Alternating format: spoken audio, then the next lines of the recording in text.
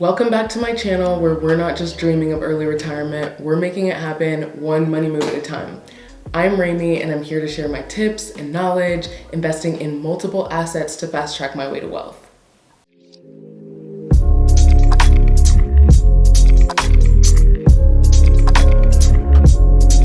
Investing is hard, especially in this economy, right?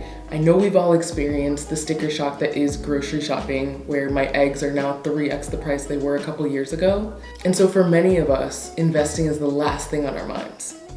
But we know that in order to live the life we want, it does take some present day sacrifice.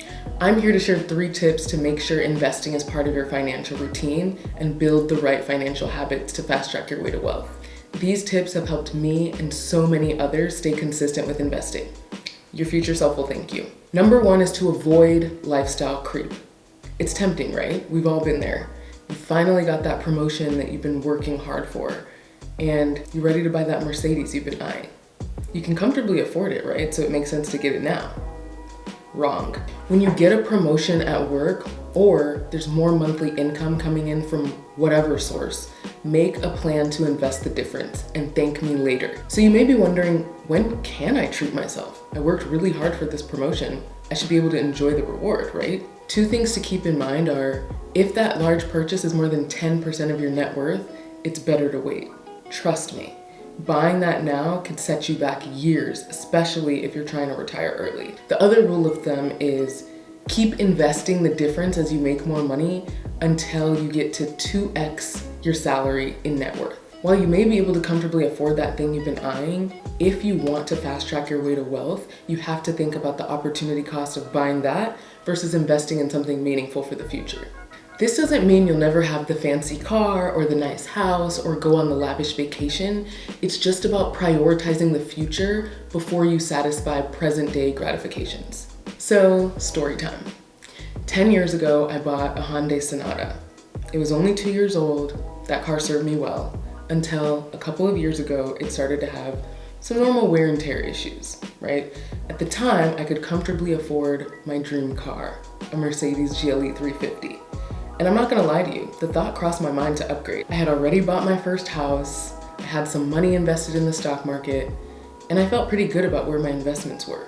But there was an opportunity to invest in property in a growing area in Austin that I knew could set me up for the future. And that made more sense than buying my dream car at the time. Instead of buying the car, which is a depreciating asset, I purchased that property and now I have $150K in equity 3 years later. But guess what? Fast forward to a few months ago, I finally did treat myself to that car. Not only has my income grown substantially in the last 3 years, I've also reached my investing goals. And so I finally decided it was time, and I really needed a new car.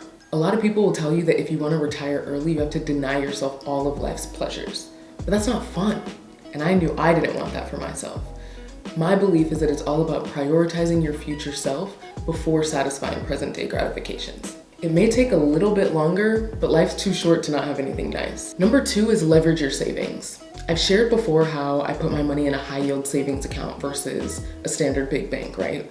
Big banks tend to offer around 0.5% in terms of interest, whereas a high yield savings account can help you beat inflation by offering around 3 to 5% on average. The great thing about this is it's money you didn't work for, which brings me to my point. Put your life savings in a high yield savings account and use the interest that you get every month to invest. Even if it's something small now, trust me, the snowball effect will pay dividends in the future. And lastly, make investing an expense. You've heard before, pay yourself first, right? Which refers to making sure that you put money in your savings before you spend when you get paid.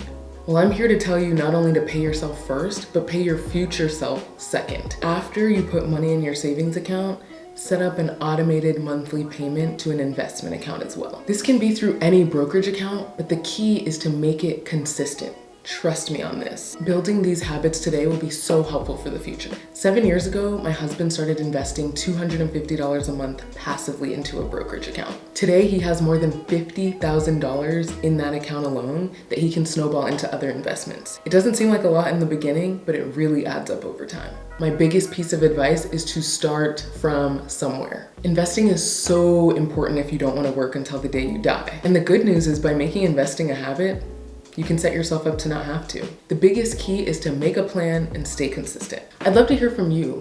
What has helped you stay consistent on your investment journey? Or what questions do you have if you're getting started? Don't forget to hit the subscribe button and the notification bell so you don't miss any content on your investment journey, and stay financially fabulous.